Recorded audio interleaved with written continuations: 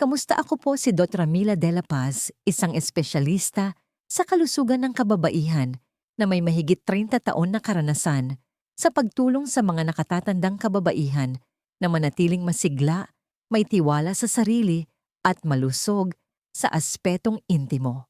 Marahil ginagawa mo na ito ng maraming taon o baka dekada pa.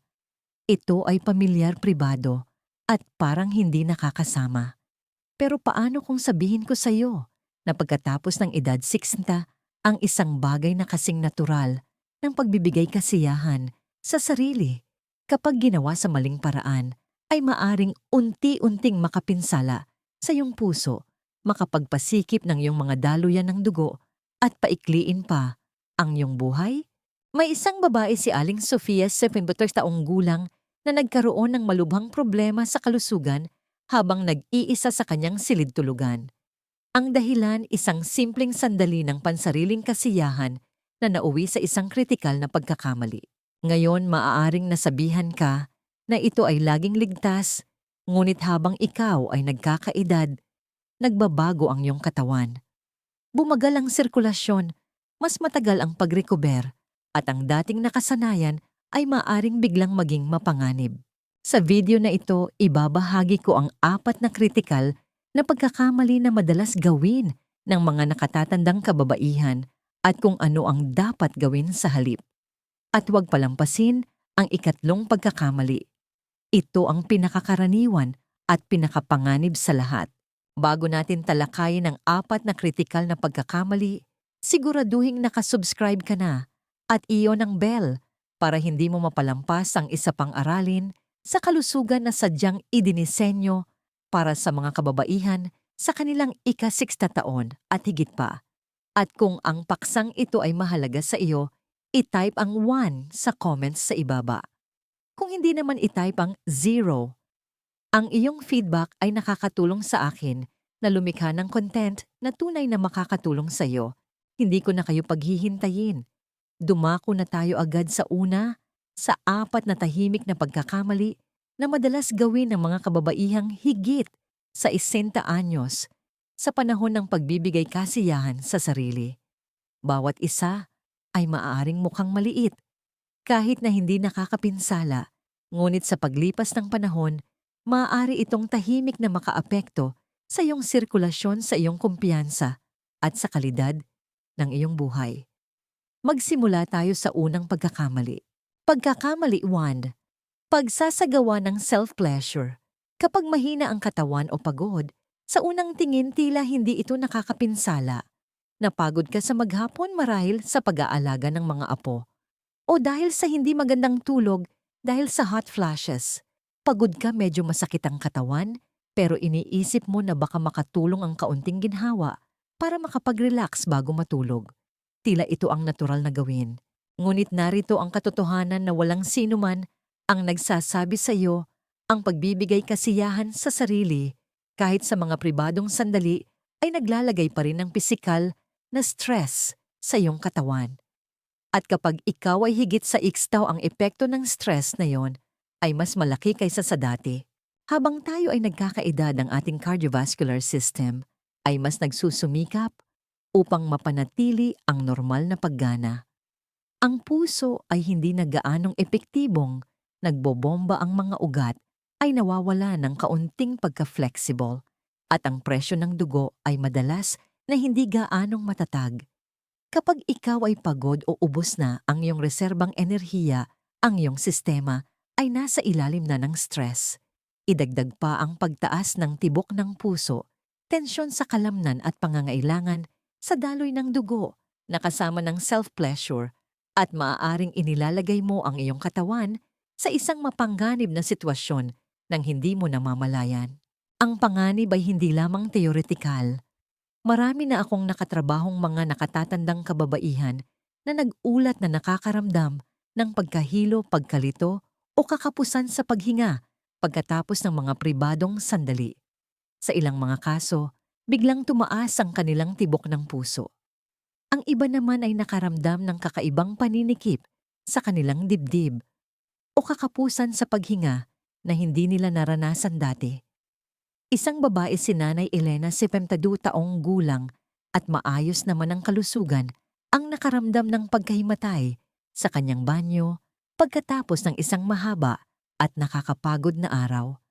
Ang kanyang katawan ay pagod na at ang huling tulak na iyon na dapat sana ay isang sandali ng kaginhawahan ay naging isang health scare. Ang hindi na pagtatanto ng karamihan sa mga kababaihan ay sa mga panahon ng pagkapagod o dehydration, ang kakayahan ng katawan na i-regulate ang presyo ng dugo ay nagiging hindi matatag. Ito ay maaaring humantong sa postural hypotension kung saan ang masyadong mabilis na pagtayo o pag-upo sa panahon o pagkatapos ng climax ay nagdudulot ng mapanganib na pagbaba ng presyo ng dugo.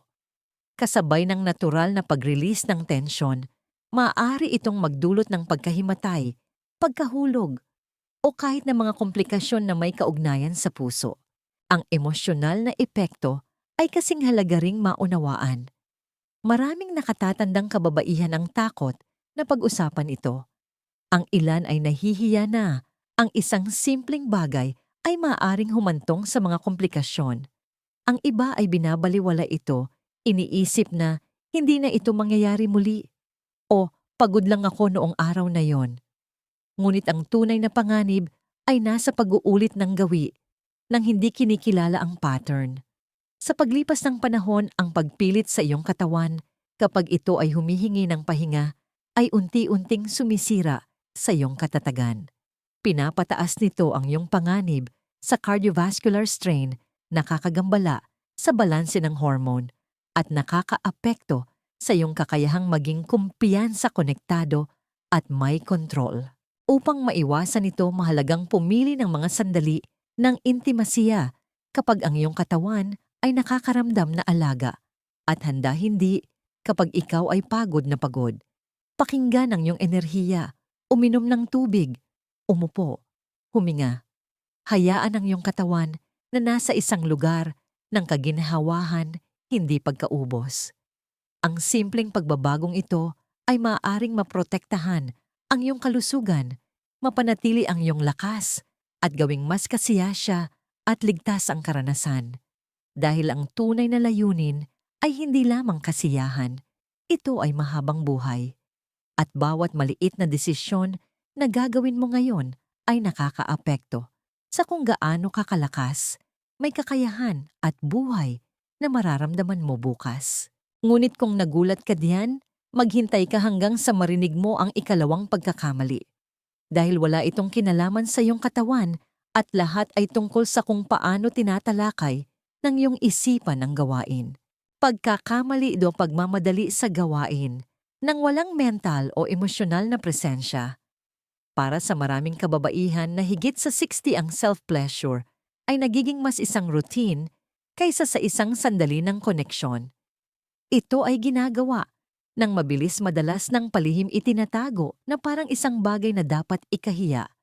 Ang mga tao ng paghuhusga ng lipunan, pakiramdam na hindi konektado sa isang nagbagong katawan o ang paniniwala na ang mga matatandang babae ay hindi dapat mag-focus sa intimasya ay maaaring magtayo ng isang tahimik na pader ng discomfort.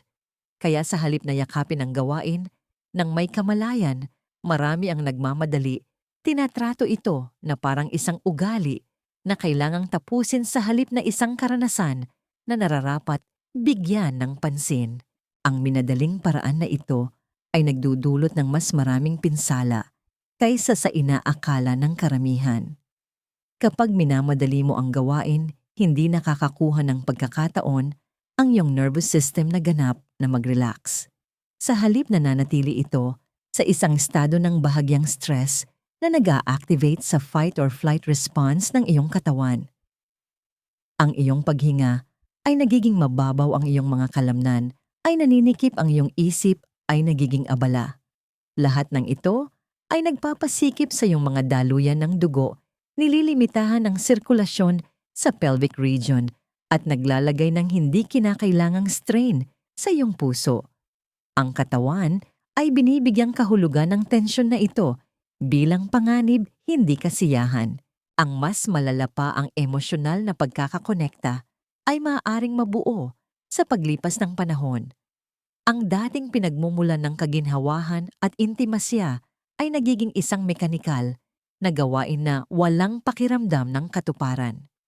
Ang mga kababaihan ay nagsisimulang mag-ulat na nakakaramdam ng pamamanhid emosyonal na distansya o kahit na pagkainis pagkatapos. At dahil minamadali ang gawain, nababawasan ang kalidad ng daloy ng dugo sa klitoris at mga nakapaligid na tisyu na sa paglipas ng panahon ay maaaring humantong sa hirap sa pag-abot ng orgasm na bawasang sensitivity at mas matagal na recovery time. Hindi ito dahil sa edad lamang. Ito ay dahil ang gawain ay kulang sa pangangalaga at intensyon. Sinusubukan ng ilang kababaihan na ayusin ito sa pamamagitan ng pagdaragdag ng presyon o stimulasyon sa pag-aakalang kailangan lang nila ng mas matinding intensidad. Ngunit nagdaragdag lamang ito ng mas maraming stress sa katawan. Ang tunay nilang kailangan ay bumagal huminga ng malalim at maging ganap na naroroon sa sandaling iyon. Kapag pinahintulutan mo ang iyong sarili na maranasan ang kasiyahan ng may kamalayan ng iyong nervous system ay nagre-relax, bumubukas ang mga daluyan ng dugo, bumubuti ang sirkulasyon, tumutugon ang iyong katawan ng may higit na kadalian at ang iyong isip ay nakakaramdam na nakaangkla sa halip na nagmamadali. Nakita ko mismo ang pagkakaiba nito. Ang mga nakatatandang kababaihan na gumagamit ng mas mabagal at mas maingat na diskarte ay madalas na nag-uulat ng mas kasiyasyang karanasan, mas mahimbing na tulog, nabawasang pagkabalisa at isang panibagong pakiramdam ng emosyonal na koneksyon sa kanilang sarili. Hindi ito tungkol sa pagiging perpekto. Ito ay tungkol sa pagiging naroroon. Ang iyong katawan ay may kakayahan pa rin para sa kasiyahan, ngunit kailangan nito ang iyong atensyon, hindi ang iyong presyon. Kaya kung natatagpuan mo ang iyong sarili na nagmamadali tanungin kung bakit, sinusubukan mo bang matapos bago may makapansin? Nahihiya ka ba? Tinatrato mo ba ang iyong sarili na parang hindi mo nakarapat-dapat sa buong karanasan ng intimasya dahil lang sa ikaw ay nagkakaedad? Karapat-dapat ka sa mas mabuti kaysa riyan. Ang iyong katawan at isipan ay karapat-dapat pa rin sa atensyon pangangalaga at paggalang. Hayaan mong tanungin kita kailan ka huling bumagal at tunay na hinayaan ang iyong sarili na makaramdam hindi lamang sa pisikal, kundi pati na rin sa emosyonal. Kung matagal na marahil oras na upang muling tuklasin ang espasyong iyon sa loob ng iyong sarili. At kung pag-uusapan natin ang mga bagay na ating binabaliwala, maaaring ikagulat mo ang susunod na pagkakamali. Hindi ito tungkol sa bilis o kahihiyan. Ito ay tungkol sa kung saan mo ito ginagawa at kung bakit maaaring malagay sa seryosong panganib ang iyong kaligtasan. Pagkakamali, pagsasagawa ng self-pleasure sa mga mapanganib na posisyon. Karamihan sa mga kababaihan ay hindi ito pinag-iisipan. Tutal marahil ay ginagawa mo na ito sa parehong paraan sa loob ng mga dekada, nakatayo sa shower, nakasandal sa lababo, o nakaupo sa dulo ng kama. Ngunit narito ang katotohanan na hindi napapansin ng karamihan sa mga nakatatandang kababaihan. Ang posisyon na iyong pinipili sa panahon ng self-pleasure ay maaring tahimik na maglagay sa iyo sa seryosong panganib. Sa yugtong ito ng buhay, ang balanse presyo ng dugo at oras ng reaksyon ay hindi na katulad ng dati. Ang iyong mga kalamnan ay maaring mas mahina, ang iyong sirkulasyon ay mas mabagal, at ang iyong kakayahang makabawi mula sa isang biglaang paggalaw o pagbaba ng presyon ay mas limitado, hindi pa banggitin ang mas mataas na panganib ng osteoporosis. Kapag nagsasagawa ka ng self-pleasure habang nakatayo, lalo na sa mga madulas na lugar, tulad ng banyo, ang iyong katawan ay nasa isang mahinang estado. Nagbabago ang daloy ng dugo, maaaring manigas ang iyong mga tuhod, tumataas ang iyong tibok ng puso, at kung biglang bumaba ang iyong presyo ng dugo, gaya ng madalas mangyari pagkatapos ng orgasm, ikaw ay nasa tunay na panganib na mahimatay o matumba. Nakita ko na itong mangyari ng napakaraming beses.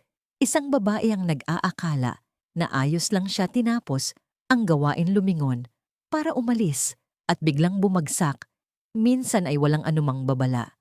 Isang kaso na tumatak sa isip ko ay ang isang 73 taong gulang na babae si Lola Remedios na hinimatay sa shower at nabali ang kanyang balakang.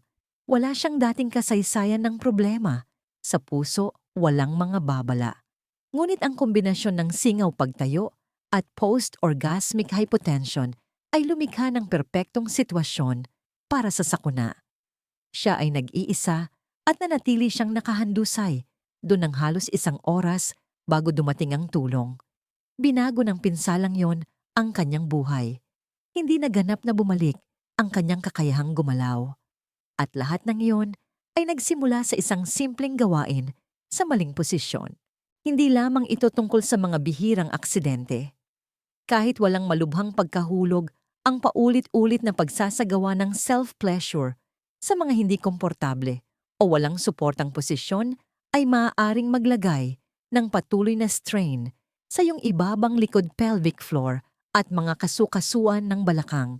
Sa paglipas ng panahon, nag-aambag ito sa discomfort, paninikip at kahit na nerve compression na ginagawang mas masakit o hindi gaanong epektibo ang mga susunod na intimasiya.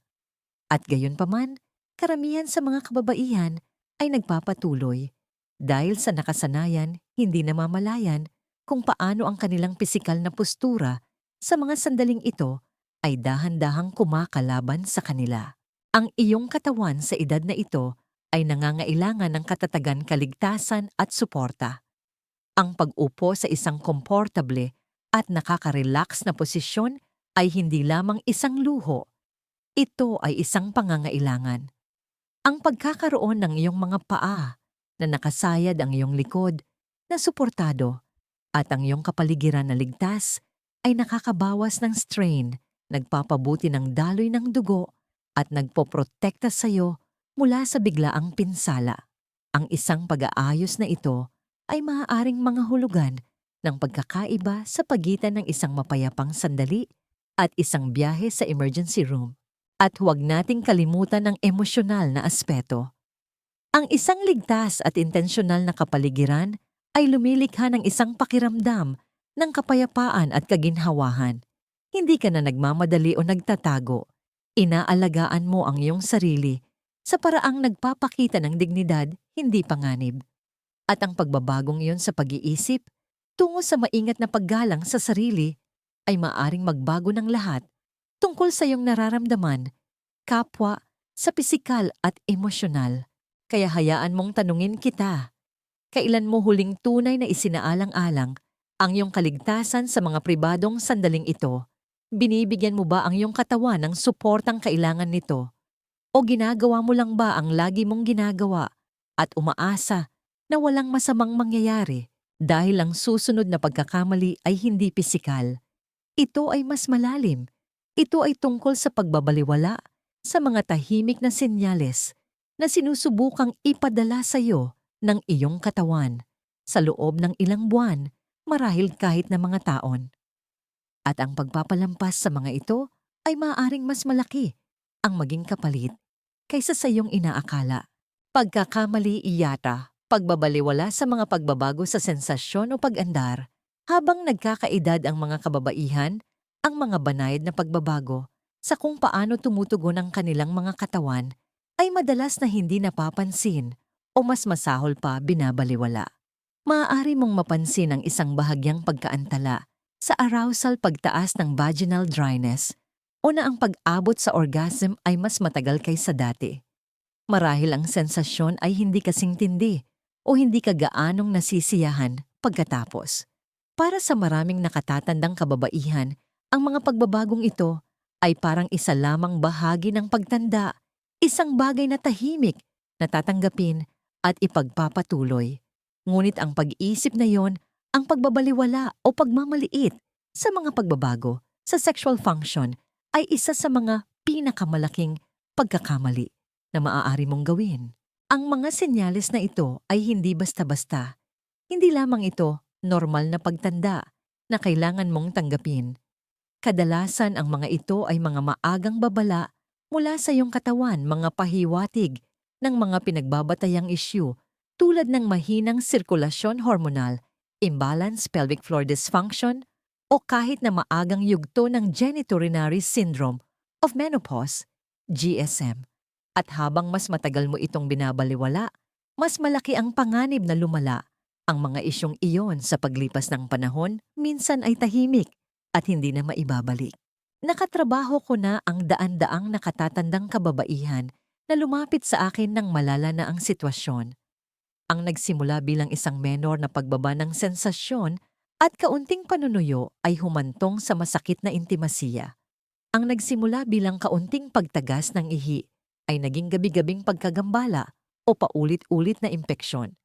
At kapag tinanong ko sila kung kailan nagsimula ang mga sintomas, palagi silang may iisang sagot, matagal na pero akala ko bahagi lang ito ng pagtanda.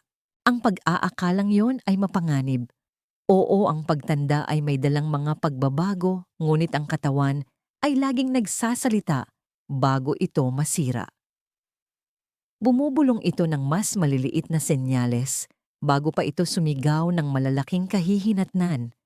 Ang pagbaba ng sexual sensitivity, hirap sa pag-abot ng orgasm o mga pagbabago sa kaginhawahan ng ari ay hindi lamang pisikal na abala.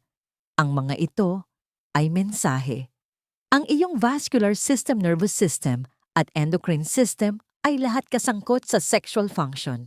Kapag may mali ito ay isang pulang bandila na maaaring may iba pang mali. Ang nagpapalala pa sa pagkakamaling ito ay ang kahihiyan na nararamdaman ng maraming kababaihan kapag nagsimula na nilang mapansin ang mga pagbabagong ito. Sa halip na humingi ng tulong o magtanong, itinatago nila ito.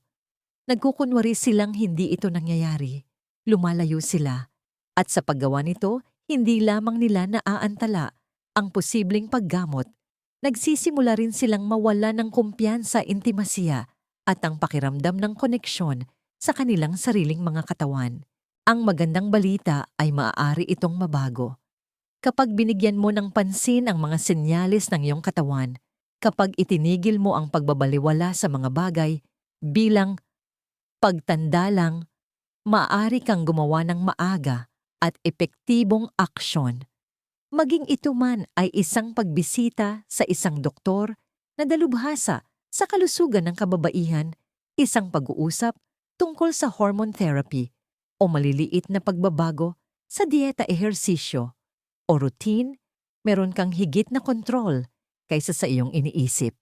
Maraming kondisyon kapag naagapan ay mapapamahalaan o kahit na maibabalik, ngunit kung handa ka lamang makinig, ang iyong katawan ay dinala ka sa loob ng 60 feet, marahil kahit 70 taon. Karapat-dapat ito sa iyong atensyon hindi lamang kapag may nasira, kundi kapag una itong nagsimulang bumulong. Huwag baliwalain ang sinusubukang sabihin ng iyong katawan dahil madalas ang mga tahimik na senyales na yon ang iyong tanging babala. At ngayong alam mo na ang 4 na pinakakaraniwang pagkakamali na ginagawa ng mga kababaihan pagkatapos ng 1 oras na upang itanong ang mas malaking tanong, paano mo babaguhin ang lahat ng ito? Paano mo poprotektahan ang iyong sirkulasyon, mababawi ang iyong kumpiyansa at masusulit ang mga darating na taon? Pagsama-samahin natin ang lahat. Konklusyon, isang paalala na karapat-dapat pakinggan. Ngayon narinig mo na ang katotohanan 4 na pagkakamali na tila maliit sa panlabas, ngunit maaaring magdala ng seryosong kahihinatnan para sa mga kababaihan na higit sa 60. Ang pagsasagawa ng self-pleasure kapag ikaw ay pagod o dehydrated ay maaaring mukhang hindi nakakapinsala, ngunit naglalagay ito ng hindi kinakailangang strain sa iyong puso at sirkulasyon, lalo na kapag ang iyong katawan ay nasa ilalim na ng stress. Ang pagmamadali sa gawain ng walang presensya o kapayapaan ay nagnanakaw sa iyong nervous system ng katahimikan na kailangan nito dahan-dahang ginagawang 1 kilos ng tensyon pagkabigo o kahit pinsala ang isang bagay na dapat magdulot ng ginhawa. Ang pagsasagawa ng intimong gawaing ito sa mga hindi ligtas na posisyon habang nakatayo sa shower, nakasandal sa isang counter o walang suporta ay maaaring tila maginhawa sa sandaling iyon, ngunit maaaring humantong sa mga pinsalang magbabago ng iyong buhay at mag-aalis ng iyong kalayaan. At marahil ang pinakapanganib sa lahat, ang pagbabaliwala sa mga pagbabago sa sensasyon pag-andar o kaginhawahan ay maaaring ang tanging maagang babala ng iyong katawan na may mas malalim na mali. Hindi ito mga pananakot, ito ay katotohanan. Pagkatapos ng mga dekada ng pagtatrabaho sa mga kababaihang tulad mo, nakita ko kung gaano kabilis magbago ang mga bagay kapag binabaliwala ang maliliit na senyales na ito. Ngunit nakita ko rin kung ano ang nangyayari kapag nagpasya ang isang babae na tunay na pakinggan ang kanyang katawan, kapag pinili niya ang kaligtasan kaysa sa nakasanayan presensya, kaysa sa kahihiyan at kamalayan kaysa sa pagtanggi. Hindi lamang niya pinapanatili ang kanyang kalusugan, binabawi niya ang kanyang kumpiyansa, ang kanyang koneksyon sa sarili, at ang kanyang kakayahang makaramdam na buhay at nakaangkla kahit sa mga pribadong sandali. Karapat-dapat ka niyan. Ang pagtanda ay hindi nangangahulugang pagsuko sa mga bagay na nagbibigay kahulugan sa buhay. Nangangahulugan ito ng pag-aaral kung paano lapitan ng mga ito ng iba na may higit na pangangalaga, higit na atensyon, at higit na pag-unawa sa kung ano ang kailangan ng iyong katawan ngayon. Hindi ka sira. Hindi ka lampas sa iyong kalakasan. Ikaw ay isang babae sa isang bagong kabanata ng buhay at ang kabanatang yon ay nararapat sa parehong paggalang at pangangalaga tulad ng iba. Kaya ang tanong na ngayon ay, ano ang gagawin mo sa impormasyong ito? Magpapatuloy ka ba sa parehong mga gawi umaasa na ang mga bagay ay aayos ng kusa? O gagawa ka ba ng isang maliit na hakbang tungo sa isang bagay na mas mahusay, mas maingat, mas intensyonal, mas naaayon sa kung sino kang babae ngayon? Nasa iyo ang desisyon at handa ang iyong katawan kung ikaw ay handa. Ang mga araling ito ay nilalayong magbigay inspirasyon sa iyo na mamuhay ng buo at totoo. Isang mahalagang aral sa buhay na dapat makuha mula sa lahat ng ito ay ang pakikinig sa iyong katawan ay hindi senyales ng kahinaan, kundi isang malalim na pagkilos ng paggalang sa sarili at isang pundasyon ng pangmatagalang sigla. Ang iyong katawan ay patuloy na nakikipag-usap sa iyo. Ang paggalang sa mga mensahe nito ay susi sa pag-navigate sa bawat yugto ng buhay ng may biyaya at lakas. Gusto kong marinig ang inyong saloobin. Maglaan ng sandali upang magmuni-muni at ibahagi sa comments sa ibaba ang isang bagay na iyong natutunan at plano mong ilapat sa iyong sariling buhay. Suportahan natin ang isa't isa sa paglalakbay na ito tungo sa pagyakap sa mga katotohanan ito. Kung nakatulong sa iyo ang video na ito, pakitype ang 1 sa comments. Kung hindi naman, huwag mag-atubiling mag-comment ng 0. Malaki ang kahulugan ng iyong feedback sa amin.